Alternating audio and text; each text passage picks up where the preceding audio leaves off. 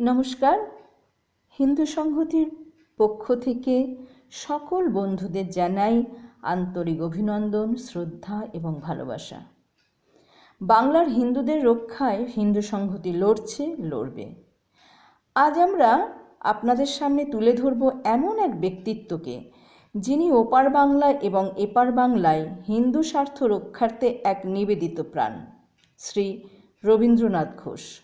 শ্রী ঘোষকে ওপার বাংলা তো বটেই, এপার বাংলায়ও এক সুপরিচিত নাম। বাংলাদেশের হিন্দু মানবাধিকার আন্দোলনের পুরোধা হিসাবে তিনি দীর্ঘ দশক ধরে সংগ্রাম করে আসছেন। অত্যাচারিত হিন্দুদের জন্য তার কণ্ঠস্বরে ফুটে ওঠে প্রবল প্রতিবাদ। বাংলাদেশের মাইনরিটি ওয়াচের সভাপতি হিসাবে প্রতিকূলতার বিরুদ্ধে তিনি সংগ্রাম করতে গিয়ে নিজেও বহুবার নিগৃহীত হয়েছেন। কিছুদিন আগে আক্রান্ত হিন্দু পরিবারের ডাকে ছুটে গিয়ে দুর্ঘটনার কবলে পড়ে প্রায় প্রাণ হারাবার উপক্রম হয়। গুরুতর অবস্থায় তাকে দিল্লিতে স্থানান্তরিত করা হয় চিকিৎসার জন্য। চিকিৎসায় সেরে উঠেই রাজধানী থেকে সোজা চলে আসেন কলকাতায় সংহতি সংবাদের সাথে আলাপচারিতায় তিনি জানালেন বাংলাদেশে তার আপোষহীন সংগ্রামের কথা। আমরা এখন শুনব তার মুখ থেকেই হিন্দু স্বার্থের লড়াইয়ের আপোষহীন সংগ্রামের কথা। চলুন দেরি না করে আমরা সরাসরি আমাদের মূল বিষয়ে চলে যাই, কথোপকথনে। বাংলাদেশের বহু দশকের হিন্দু মানবাধিকার আন্দোলনের পুরোধা আপনি।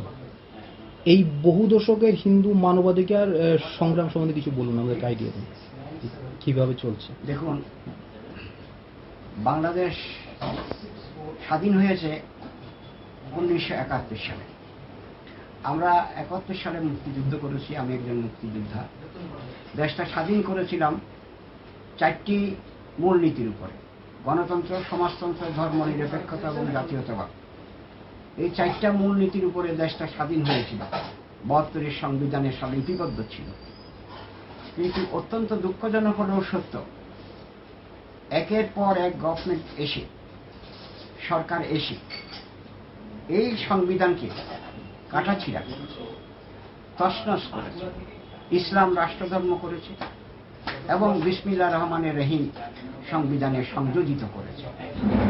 এই যে একের পর এক সংযোজন করার কারণে বাংলাদেশে হিন্দুদের জন্য বা মাইনরিটিদের জন্য একটা সংগঠন বাংলাদেশ মাইনরিটি ওয়াচ এবং human rights Congress for Bangladesh minority, Hindu বৌদ্ধ খ্রিস্টান ঐক্য পরিষদ, এই ধরনের মানবাধিকার সংগঠনগুলো তখন এগিয়ে আসে। আমরা আশা করেছিলাম, যেহেতু গণতন্ত্র, সমাজতন্ত্র, ধর্মনিরপেক্ষতা এবং জাতীয়তাবাদ এই 4টা মূলনীতির উপরে দেশটা স্বাধীন হয়েছিল, সেই দেশটা স্বাধীন হওয়ার পরবর্তীকালে কিছু মৌলবাদী গোষ্ঠী এসে সংবিধানকে নিরবিচ্ছিন্নভাবে কতল করা হয়েছে, আমি বলব। যার ফলে হিন্দুরা বা মাইনরিটি যারা আছে বাংলাদেশে, তারা এই আইনের বলে তারা নির্যাতিত, নিপীড়িত, নিষ্পেষিত এখনো পর্যন্ত। এই যে সংগঠনগুলো দাঁড় করানোর পিছনে কারণটা হলো কি, হয়তো আপনারা বলবেন কি কারণ। কারণটা হলো, যেহেতু সংবিধানে ধর্মনিরপেক্ষতা নেই, সেখানে তাইলে ইসলাম রাষ্ট্রধর্ম হয়েছে, বিসমিল্লাহির রহমানির রহিম সংযোজিত হয়েছে। সেই ক্ষেত্রে আমরা মনে করি হিন্দু অথবা মাইনরিটিদের জন্য কোনো অধিকার সেখানে প্রতিষ্ঠিত হয়নি। যদিও বা বলা হচ্ছে সকল লোকের সমান অধিকার, 71 সংবিধান বা 72 সংবিধানে এটা ছিল সকল লোকের সমান অধিকার। কিন্তু অ্যামেন্ডমেন্টের পরেও ওই কথাটা আবারও লেখা আছে সকল লোকের সমান অধিকার, যেখানে ইসলামিক মৌলবাদীরা এই ধরনের কথাগুলো এনে সমস্ত শাসন ব্যবস্থাকে হাতে নেওয়ার জন্য বর্তমান প্রধানমন্ত্রী, মাননীয় প্রধানমন্ত্রী শেখ হাসিনাকে বিভিন্নভাবে জর্জরিত করে সংবিধানে এই মূলনীতিগুলা প্রতিস্থাপন করেছে। এখন প্রতিটা স্তরে বাংলাদেশে আমরা যেখানে যেখানে ঘুরেছি, human rights Congress for Bangladesh minority, Bangladesh minority watch এবং হিন্দু বৌদ্ধ খ্রিস্টান ঐক্য পরিষদ। আপনি হয়তো বলবেন হিন্দু বৌদ্ধ খ্রিস্টান ঐক্য পরিষদ নাম আছে কিন্তু মুসলমান কোথায়? এরকম প্রশ্ন আমাকে অনেকে করে বাংলাদেশে। তার উত্তরটা হলো এক, যেখানে ইসলাম রাষ্ট্রধর্ম করা হয়েছে সেখানে তো মুসলমান অলরেডি ওখানের মধ্যে আছে, কিন্তু তারা তো এর মধ্যে থাকতে পারে না। আমরা গণতন্ত্রে বিশ্বাস করি, মানবতায় বিশ্বাস করি। আমরা যেখানে অত্যাচার নিপীড়ন হবে আমরা সেখানে যাচ্ছি। এমন নয় যে কোনো মুসলমান নিষ্পেষিত হলে আমরা সেখানেও যাচ্ছি। আমরা মৌলবাদী হিন্দু নই। আমরা আমাদের অধিকার প্রতিষ্ঠার জন্য যেটা যেটা করতে হয়, যেটা সংবিধানের মূলনীতির উপর ভিত্তি করে এবং আইনের উপর ভিত্তি করে আমরা কাজগুলো করে যাচ্ছি বাংলাদেশে। এবং সেখানে করতে গিয়ে আমাদের উপরে বিভিন্নভাবে অত্যাচার, নিপীড়ন, মানবাধিকার কর্মীর উপর হামলা এবং তাদেরকে নাজেহাল করা, হেনস্থ করা, এগুলো প্রতি মুহূর্তে 156টা মানবাধিকার বঞ্চিত হয়েছে, 156টা ইনসিডেন্ট, যেখানে আমাদের ওয়েবসাইটে আছে। আমাদের ওয়েবসাইট bdmw.org, সেটাতে গেলে আপনারা পাবেন। আমি বিশেষ করে আমাদের কিছু মানবাধিকার কর্মী আছে যাদেরকে নিয়ে আমরা কাজ করি, তারা সারা বাংলাদেশে এই খবরগুলা তারা কালেক্ট করে আমাদের কাছে পাঠায় এবং আমরা এই খবরের সত্যতা যাচাইয়ের জন্য স্পটে চলে যাই, ঘটনা সত্য কিনা। সত্য হলে আমরা এটা প্রকাশ করি, আর সত্য না হলে আমরা এটা প্রকাশ করি না। তবে এই জানি না, আপনারা হয়তো মনে করবেন যে ফোর্সফুল কনভার্সন, যে মানুষকে, মেয়েদেরকে জোরপূর্বক ধর্মান্তরিত করা। এই যে ধর্মান্তরিত করা, 18 বছরের কোনো মেয়েকে বা নিচে কোনো মেয়েকে যদি ধর্মান্তর করা হয়, এটা as per law it is illegal. কারণ এটা চাইল্ড ম্যারেজ অ্যাক্টে বাধা আছে। চাইল্ড ম্যারেজ অ্যাক্টে পরিষ্কার লেখা আছে 18 বছরের কোনো মেয়ে সেই চাইল্ড, নট মেজর, সে কারণে এটা পারে না। এবং এই ধরনের কাজগুলো করতে গিয়ে আমি অন্ততপক্ষে 25টা থেকে 30টার মতো মেয়ে উদ্ধার করেছি এই যাবৎ। কারণ আমাদের কার্যক্রম হলো মেয়েটাকে আইনের মাধ্যমে, কোর্টের মাধ্যমে আমরা তার মা বাবার কাছে ফেরত দিয়ে দেওয়া। এরকম ঘটনা ঘটতে গিয়ে আমরা বিভিন্নভাবে আহত হয়েছি, মার খেয়েছি, বিভিন্ন জায়গায় আমরা হেনস্থ হয়েছি।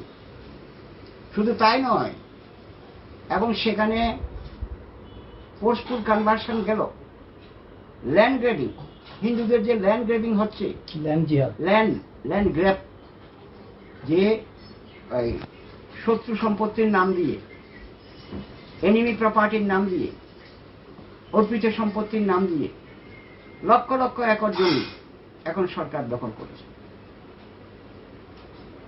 এখনো পর্যন্ত এই লক্ষ লক্ষ একর সম্পত্তি এখনো পর্যন্ত সরকারের দখলে রয়ে গেছে, অথবা কোনো মৌলবাদী লোকের হাতে রয়ে গেছে, দখল ছাড়ছে না। এই ধরনের আমার কাছে অনেক, 153টা শুধু আমার কাছে আছে ল্যান্ড গ্রেভিং ইনসিডেন্ট, যেগুলো আমরা তদন্ত করেছি in the ground zero level.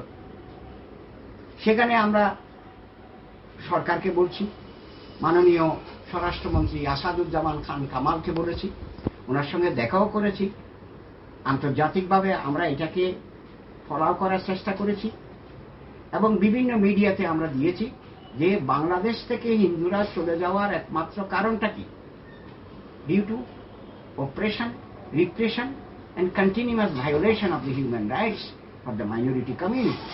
আমরা মাইনরিটি বলছি এই কারণে, কারণ সেটা শুধু হিন্দু নয়, there are some other minorities, Buddhist আছে, খ্রিস্টান আছে, আহমদিয়া কমিউনিটি আছে, এবং সেখানে যেমন আদিবাসীরা আছে। আমরা ওদের জন্য কাজ করে থাকি। কারণ হলো তারাও তো বাংলাদেশে মাইনরিটি, তাদের জন্য তো তাদের তো অধিকার আছে। কিন্তু আমরা শুধু মুসলিম সম্প্রদায়কে আমরা এখান থেকে বাদ দেওয়ার একমাত্র অর্থ হলো ইসলাম রাষ্ট্রধর্ম হয়ে যাওয়ার পর থেকে। আরেকটা বিষয় খুব চিন্তিত আমরা এখনো পর্যন্ত, যে কোনো একটা ঘটনা হলেই একটা বক্তব্য ফেসবুকে দিল কেউ না কেউ, অথচ সেটা ডিজিটাল নিরাপত্তা আইনে কিন্তু এটা পড়ে না। অথচ সেটাকে কেন্দ্র করে সরকারি লোক হোক, বেসরকারি লোক হোক বা মৌলবাদীরা হোক, ওটাকে কেন্দ্র করে ওই ছাত্রটাকে বা যে কোনো একটা ব্যক্তিকে ধরে তাকে জেলখানা পাঠাতে। আর এটা তো বের নেই, এমন একটা প্রভিশন করেছে এটা মিনিমাম 6 মাস জেলখানায় থাকতে হবে। তো জেলখানায় থাকলে তার তো অবস্থা, গরিব মানুষগুলো যেমন আমরা যাচ্ছি, জাজ কোর্টে যাচ্ছি, হাইকোর্টে যাচ্ছি, সুপ্রিম কোর্টে যাচ্ছি, এটা কোনো সমাধান হচ্ছে না। There are so many cases, pending cases in the country, যারা কোর্টে পেন্ডিং আছে সেগুলো ডিসপোজ অফ হচ্ছে না। এই কারণে হিন্দুরা তারা মনে করে আমরা একটা সেফলি থাকতে পারবো না। আমাদের কাছে অনেক কমপ্লেন আছে, হাজারো হাজারো কমপ্লেন আছে। তারা এসে আমাদের কাছে এলিগেশনগুলো দিয়ে দেয়, আমরা সেগুলো তদন্ত করি এবং তদন্ত রিপোর্টে দেখা যাচ্ছে তারা এই ডিসক্রিমিনেশনের শিকার। আমরা সরকারের কাছে সন্নিবদ্ধভাবে অনুরোধ করেছি, হয়তো ইসলাম রাষ্ট্রধর্মে তুলে দেন, গণতন্ত্র, সমাজতন্ত্র, ধর্ম নিরপেক্ষতা আবার ফিরে আসুক সংবিধানে। কিন্তু এখনো পর্যন্ত এ বর্তমান সরকার, আওয়ামী লীগ সরকার এটা করেনি। এর মানে কি হাসিনা মানবাধিকার আর গণতন্ত্রে বিশ্বাস করেন না? নিশ্চয়ই করে, কিন্তু ওনার কথা হলো যেহেতু মানবাধিকার উনি বিশ্বাস করে বটে, কিন্তু যখন কার্যক্রমগুলো আমরা এটাকে প্রতিফলিত করতে যাই তখন বাধা আসে। তাহলে সরকার যদি একদিকে বলছে আমি মানবাধিকারকে বিশ্বাস করি, আর যদি পুলিশ কেন অ্যারেস্ট করছে, পুলিশ কেন অ্যারেস্ট করতে আসছে এবং তাদেরকে দিনের পর দিন, বছরের পর বছর হাজতে পারতে হচ্ছে। তাহলে কার্যক্ষেত্রে এটা যদি পালন করা না হয় তাহলে তো বিশ্বাস করা হলো না। আমি যেটা বলি সেটা যদি আমি না করি তাহলে তো এটা হলো না। কিন্তু আমি মনে করি যেহেতু মাননীয় প্রধানমন্ত্রী একজন দূরদৃষ্টি সম্পন্ন মহিলা, ওনাকে আমরা শ্রদ্ধা করি, কিন্তু উনি যখন এই সমস্ত জিনিসগুলোকে অ্যাভয়েড করে, ওভারলুক করে, তখন আমরা মনে করি যে না, উনি আমাদের বিপরীতে যাচ্ছে। এবং বিএনপির আমলেও অত্যাচার হয়েছে, জাতীয় পার্টির আমলেও অত্যাচার হয়েছে এবং আওয়ামী লীগের আমলেও অত্যাচার হচ্ছে। তাইলে মানুষ যাবে কোথায়? বিশেষ করে হিন্দু জনগোষ্ঠী, এরা যাবে কোথায়? এরা আমাদের কাছে আসছে বারবার এবং বলছে আমরা অধিকার চাই। মেয়ে নিয়ে যাচ্ছে, গরু নিয়ে যাচ্ছে, কাঁঠাল নিয়ে যাচ্ছে, আম নিয়ে যাচ্ছে, বিভিন্নভাবে ঘরগুলো দখল করে নিচ্ছে, কোনো বিচার নাই। আরেকটা সমস্যা হলো পুলিশ সাধারণত কেস নিতে চায় না। এই যে মামলাগুলো নিচ্ছে না, একটা এফআইআর যদি না হয় আমরা কি করে বুঝবো যে ঘটনাটা ঘটেছে? মুখে বললে তো আর হবে না। এখন এফআইআর করার দায়িত্ব হলো আবার মানবাধিকার সংস্থা। যদি এফআইআর না হয়, যদি ঘটনা সত্য হয়, আমরা এফআইআর করার ব্যবস্থা করেছি এবং এফআইআর হচ্ছে। আমরা যদি এটাকে প্রেসার দেই, গভর্নমেন্টকে বলি, গভর্নমেন্ট এফআইআর নেওয়ার ব্যবস্থা করেছে এবং কিছু সমাধানও হয়েছে। এবারে যে সমাধান হয়নি তা না, সমাধানও হয়েছে। মাননীয় প্রধানমন্ত্রীকে আমি এক দিক দিয়ে ধন্যবাদ জানাচ্ছি যে দেশটা স্বাধীন হয়েছে, 71 সালে মুক্তিযুদ্ধ করে আমরা বঙ্গবন্ধুকে শ্রদ্ধা করি, মানি। কিন্তু কিছু উচ্ছৃঙ্খল লোক ওনার দলের মধ্যেও যদি এই কাজগুলো করে, আমরা যাবো কোথায়? যেমন আমি নিজে, আমাকে অ্যাটাক করা হলো 25 বারের মতো, 25 times by the police, by the perpetrator, by the lawyer and by the government officials. তাহলে কয়জন আমাদেরকে আক্রমণ করলে আমরা সহ্য করব? তারপরে আমার জমিটা নিয়ে গেল কামরাঙ্গীরচরে, ঢাকা। কে? তার প্রভাবশালী এক নেতা, তার নাম হলো কামরুল ইসলাম। কোন দলে? উনি আওয়ামী লীগের ওই, দল বলতে তো আওয়ামী লীগেরই নিয়ে গেলেন। এখনো পর্যন্ত এই জমি এখনো পর্যন্ত উদ্ধার হয়নি। তো মানুষ কি করে, আমার মতো লোক, আমি সেন্সিবল লোক, আমি একজন আইনজীবী বাংলাদেশ সুপ্রিম কোর্টের, আমার মতো লোক যদি কোনো বিচার না পায় তো সাধারণ মানুষ কি করে বিচার পাবে? এই যে আবার নতুন করে আইন করতে চাচ্ছে যে মেয়েদের অধিকার দিতে হবে, এই যে বিশেষ করে হিন্দু মেয়েদের। এখন হিন্দু মেয়েদের জন্য আইন তো অলরেডি আছে, তাদের প্রোটেকশন আছে, কিন্তু এখন যে আইনটা করতে যাচ্ছে সরকার, হিন্দু মেয়েদের অধিকার দিয়ে যদি সেই হিন্দু মেয়ে যদি আবার কনভার্ট হয়ে যায় তাহলে সম্পত্তিটা কার কাছে যাবে? এই সম্পত্তি তো পাওয়ার কথা না, এই সম্পত্তি চলে যাবে মুসলমানদের হাতে। তখন কি হবে? এই কথাগুলো আমরা সরকারকে এখন বলছি। এই যে মন্দিরগুলো ভাঙা হচ্ছে একের পর এক, প্রতিটা মন্দির 1653টা মন্দির ভেঙেছে, ছোট এবং বড়। কোন সাল থেকে কোন সাল? 2001 থেকে এই পর্যন্ত এই মন্দিরগুলো একটা একটা করে আমরা বলতে পারি, এবং সেগুলাতে কোনো কেস পর্যন্ত নেওয়া হয় না। যেমন এই যে ইংরেজিতে একটা কথা আছে, ডেসিক্রেশন অফ হিন্দু ডেইটি। হয়তো মাথা কেটে দিল মূর্তির, হাত কেটে দিল, বলে যে এটা তো ভাঙা হয়নি, কেটে দিয়েছে। আরে কেটে দেওয়া আর ভাঙা এটা কি সেম না? আপনার মিস ইন্টারপ্রেট করেন কেন? এটা আপনি কেস নেবেন না কেন? আমার সঙ্গে পুলিশ অফিসারের ঝগড়া হয় গ্রাউন্ড জিরো লেভেলে, ঝগড়া করেও তো অন্ততপক্ষে কেসগুলো করতে পেরেছি, এবং সাজাও দুই একটা যে হয়নি তা না, একটা হয়তো দুইটা সাজা হয়েছে, আরগুলো এখনো পর্যন্ত সাজা হয়নি। মানে শেখ হাসিনা এমন আমলেই? হ্যাঁ, আওয়ামী লীগ। এই যে আওয়ামী লীগের, যেহেতু আওয়ামী লীগ মুক্তিযুদ্ধ করেছে 71 সালে, আমরা বিশেষ করে হিন্দুরা আওয়ামী লীগকেই ভোট দিই, এবং আওয়ামী লীগের ভোটেই মাননীয় প্রধানমন্ত্রী নির্বাচিত হয়। আর অন্যান্য পলিটিক্যাল পার্টি যেগুলো আছে সেগুলো তো কি বলবো, ওদের মধ্যে তো অন্তপক্ষে গণতন্ত্র, সমাজতন্ত্র, ধর্মনিরপেক্ষতা, জাতীয়তাবাদ টোটালি ছিল না, নাই। ওরাই তো প্রথম এসে এই গণতন্ত্রের উপরে হস্তক্ষেপ করেছে, কুঠারাঘাত করেছে। তো হিন্দুরা তো বরাবরই শেখ হাসিনাকে সমর্থন জুগিয়েছে, ক্ষমতা আসার আগেও জুগিয়েছে, এখনো যোগাচ্ছে, এখনো করে তো যাচ্ছে। বাংলাদেশের হিন্দু যে কমিউনিটি, হিন্দু কমিউনিটি কিন্তু বিদেশ নীতির ক্ষেত্রেও, বাংলাদেশ বিদেশ নীতির ক্ষেত্রেও ভারতের সঙ্গে সম্পর্কের ক্ষেত্রে কিন্তু গুরুত্বপূর্ণ ভূমিকা পালন করছে। তো এই হিন্দুদেরকে বাঁচাতে হাসিনার কি আপত্তি, মানে কি অসুবিধে কি, মানে কতটুকু হাসিনা বাঁচাতে পারছে বা পারছে না? উনি একটা আন্তর্জাতিকভাবে, আমি যতটুকু মনে করি, উনি কিছু মৌলবাদীদের দ্বারা বিভ্রান্ত হয়েছে। কারণ মৌলবাদীরা একদিক দিয়ে ইসলামকে রাখতে চায়, এবং ইসলামকে রাখতে গেলে যে যারা ইসলামপন্থী নয়, যারা হিন্দু, বৌদ্ধ, খ্রিস্টান, আদিবাসী, এদের সঙ্গে সাংঘর্ষিক হয়ে যাচ্ছে। তাহলে সাংঘর্ষিক হলে সেখানে তো গণতন্ত্র সার্ভাইভ করবে অ্যাজ পার ল। সেটা না করে উনি যদি প্রথম থেকেই যদি বলে যে না, তোমরা এটা করতে পারবে না, এটা করতে পারবে না, মিছিল করতে পারবে না, তো মিছিল করার অধিকার তো আমাদের সবাই আছে।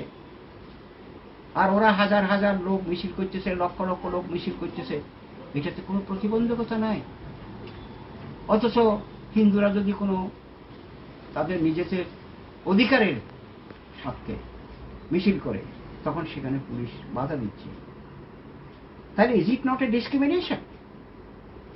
এটা কমপ্লিট ডিসক্রিমিনেশন। আমি বলবো এইটা বন্ধ করতে হবে, তাহলে দেশ গণতন্ত্রের পথে অগ্রসর হবে। কে হিন্দু কে মুসলমান তো আমরা বিচার করি না 71 সালে। আমরা তো লড়াই করেছি কাঁধে কাঁধ মিলিয়ে। আমরা তো এই বাংলাদেশ চাইনি। রিসেন্টলি মাননীয় এখানকার প্রধানমন্ত্রী নরেন্দ্র মোদী গেছে ঢাকা, বিভিন্ন জায়গায় ঘুরেছে।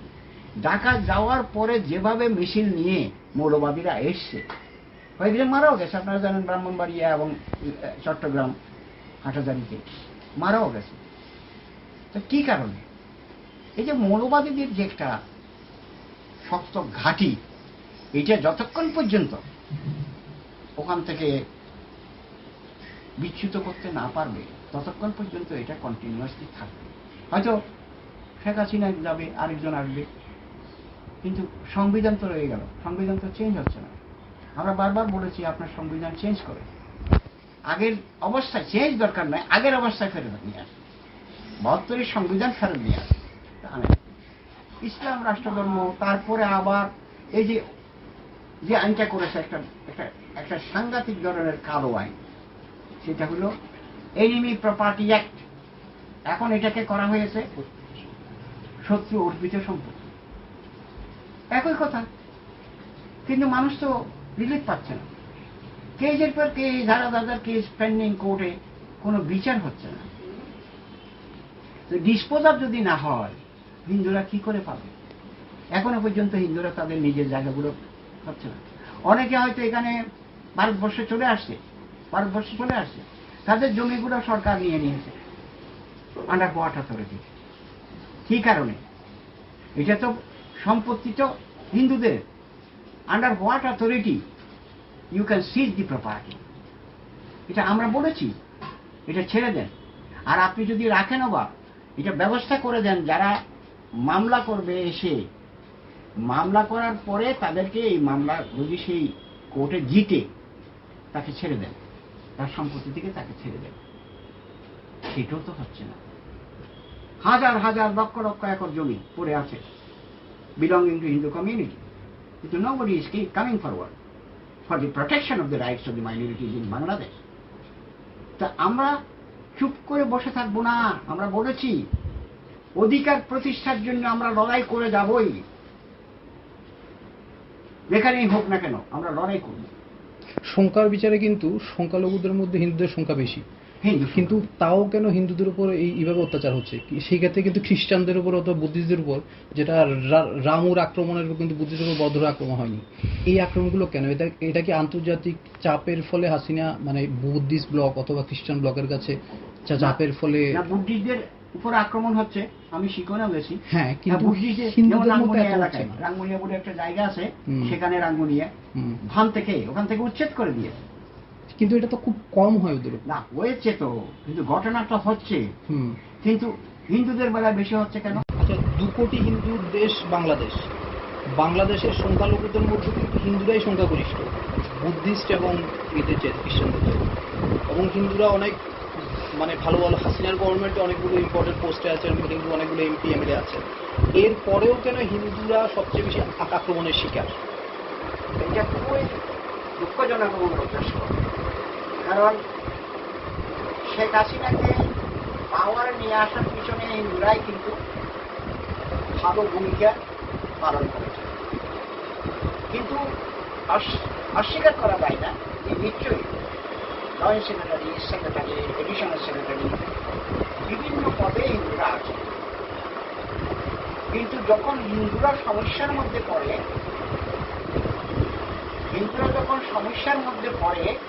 তখন কিন্তু কোনো হিন্দু তার পাশে এসে দাঁড়ায় না, যারা এডিশনাল সেক্রেটারি, জয়েন্ট সেক্রেটারি হয়েছে তারা। এটা হলো দুঃখজনক।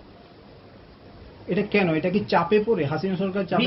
নিশ্চয়ই চাপে পড়ে। কেন আমি বলতে পারি, কারণ উনার এডিশনাল সেক্রেটারির পদ হারাবে, উনি সেক্রেটারির পদ হারাবে, উনি উনার যে লোভনীয় যে পদগুলা উনি ব্যবহার করছেন সেগুলো হারাবে। এই কারণে ওনারা চুপ থাকে, একদম সাইলেন্ট। কারণ আমি বিভিন্ন জনের কাছে গেছি, বলে দাদা আমি এগুলো নিয়ে কথা বলবো না। তাহলে কি জাতিসত্তার চাইতে মানে সেক্রেটারি পদটা আরো বেশি ইম্পর্টেন্ট? আমি তো মনে করি তাই করা হচ্ছে, যে যদি সেক্রেটারি, জয়েন্ট সেক্রেটারি লোভনীয় পদগুলো যদি নিয়ে থাকতে পারে, সে কোটিপতি হবে, সে তার নিজের জন্য, তার পরিবারের জন্য করছে, সে তো সম্প্রদায়ের জন্য করছে না। এটা আইনের বিপক্ষে, যেটা কালো আইন তার বিপক্ষে কথা বলবো, সেটার জন্য লোক পাচ্ছি না। ওখানে তো 16 জন হিন্দু এমপি আছে। হ্যাঁ, 16 জন হিন্দু এমপি আছে।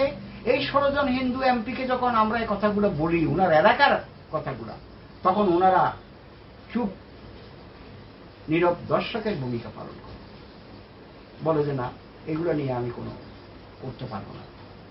আমরা বিভিন্ন এমপির সঙ্গে দেখা করেছি, বিভিন্ন মন্ত্রীর সঙ্গে দেখা করেছি, কিন্তু ফলশ্রুতিতে একটা জিরো আমাদের।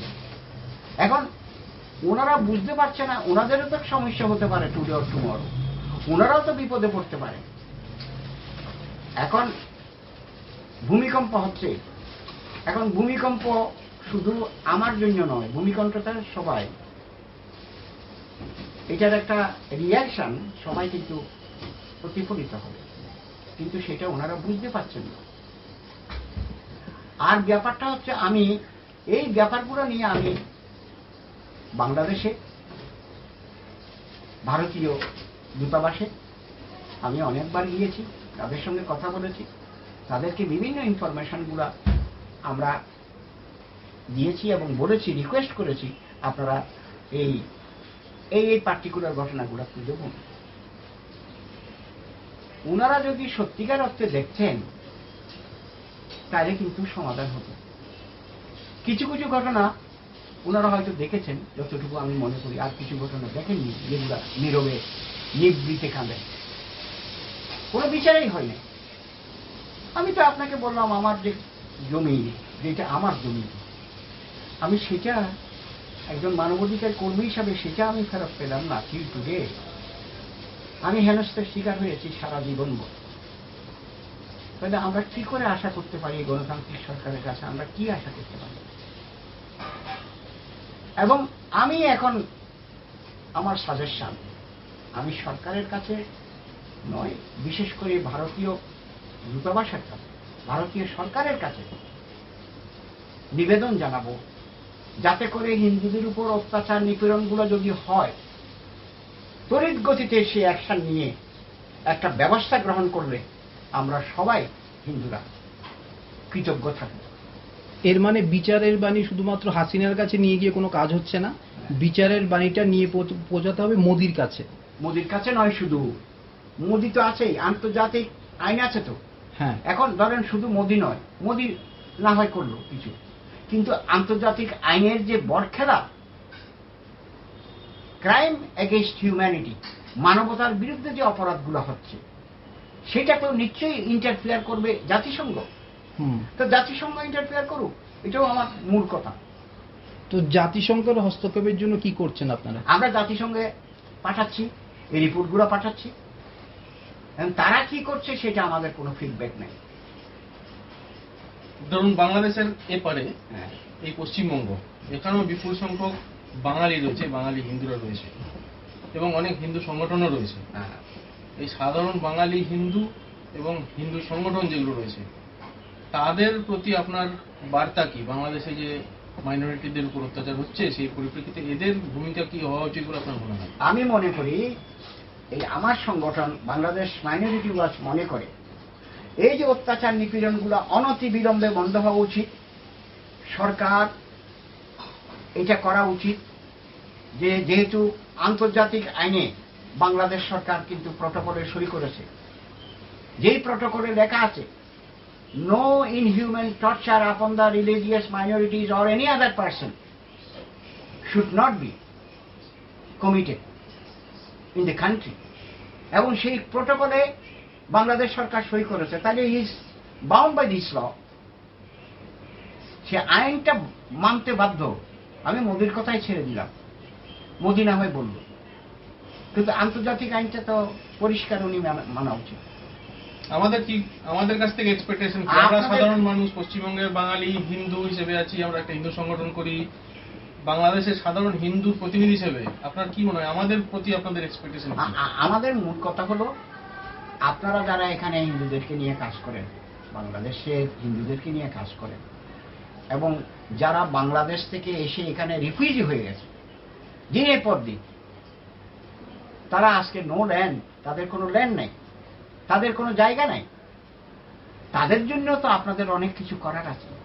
এই যে আপনারা সরকারকে জানাবেন, বিশেষ করে ভারত সরকারকে জানাবেন, ভারত সরকার যাতে বাংলাদেশ সরকারকে বলে যে আপনারা দয়া করে এই অত্যাচারগুলো বন্ধ করুন। অ্যাবডাকশন, কিডন্যাপিং, রেপ তো একের পর এক হচ্ছে, এবং সেগুলোর কোনো বিচার নাই। আর মেয়েরা তো সহজে বলতে চাই না তার রেপ হয়েছে, কিন্তু আমরা খুঁজে বের করে দিই। রেপ হয়েছে। তো এই জন্য it is a crime against humanity, এটা মানবতার বিরুদ্ধে অপরাধ, সেগুলো কিন্তু আমরা ফাইন্ড আউট করব। তো আপনাদের কাছে আমাদের নিবেদন হচ্ছে এই, আপনারা ভারত সরকারকে বলুন এবং এমনভাবে বলুন যাতে করে অ্যাকশনটা তড়িৎ গতিতে হয় এবং ওই লোক, ওই গুড়াদের হিন্দুরা ওখানে বেঁচে যায়। বাংলাদেশ থেকে অনেক হিন্দু রিফিউজি হয়ে ভারতে এসছে এবং তারা ভারতে এসে প্রতিষ্ঠিত হয়েছে এবং যথেষ্ট গুরুত্বপূর্ণ অনেক বড় বড় পদে তারা রয়েছে। তাদের কাছে আপনার বক্তব্য কি? তাদের কাছে হইলো তারা চুপ। আমি অনেককে জিজ্ঞেস করেছি, তারা নীরবে তারা বসে থাকে। তারা এখানে এসেছে কেন? আমি যদি এখন বলি আমি তো জীবন দিচ্ছি বাংলাদেশে থেকে, what responsibility you have got? যারা আপনারা বললেন যে যারা এখানে এসে কুটিপুটি হয়েছে, তাদের দায়িত্বটুকু কি? তারা তো মানে প্রোটেকশন দেওয়া উচিত। তাদের ভাইদের জন্য ওনারা কাঁদবেন না? তাদের চোখের জল আসবে না? আমি এটাকে তীব্র নিন্দা করি। তারা অসুখ। আমি কিছুদিন আগে একটা কথা বলেছিলাম, যারা কুকুর বিড়ালের মতো পালিয়ে আসছে ওখান থেকে, আজকে তারা চুপ কেন? তারা চুপ করে আছে কেন? তারা প্রতিবাদ নাই কেন? তারা জেগে উঠুক, বলুক যে আমরা এটাকে প্রতিরোধ করব। ক্রাইম এগেইনস্ট হিউম্যানিটি, মানবতার বিরুদ্ধে অপরাধ, ধ্বংস হোক, এটাই আমার মূল বক্তব্য। আর কোনো প্রশ্ন থাকলে বলুন। আচ্ছা, আমার শেষ প্রশ্ন, বাংলাদেশে হিন্দুদের ভবিষ্যৎ কি? বাংলাদেশে হিন্দুদের ভবিষ্যৎ আমি এক কথায় বলবো, তারা ভারতে আসা বন্ধ করতে হবে। তাদের যেখানে আছে সেখানে থাকতে হবে, নিজের মাতৃভূমি ছেড়ে কোথাও আসা যাবে না। তাদের ভবিষ্যৎ না হয় আরো অন্ধকারে যাবে, কারণ আমরা তো মাইনরিটি হয়ে যাচ্ছি দিন দিন। যেখানে আমাদের পার্সেন্টেজ 71 সালে কত ছিল, 15 থেকে 16, 17, আসতে তাইলে আমরা 8, 9 কেন আসতেছি? কারণ তারা তো হয়তো চলে আসছে, না হয় কনভার্ট হচ্ছে। আমি বলছি ভবিষ্যৎটা আরো স্ট্রং হবে যদি তারা নিজেকে প্রোটেকশন দিতে পারে ওখানে থেকে। না হয় কিন্তু একেবারে the Hindus will be inherited from the earth. কারণ একমাত্র বাংলাদেশে 2 কোটি হিন্দু এখনো পর্যন্ত আছে। তাদের যদি প্রোটেকশন না থাকে, তারা যদি শুধু ভারতের উপর নির্ভর করে চুপ করে বসে থাকে, কিন্তু সেটা আরো কলঙ্কজনক হবে।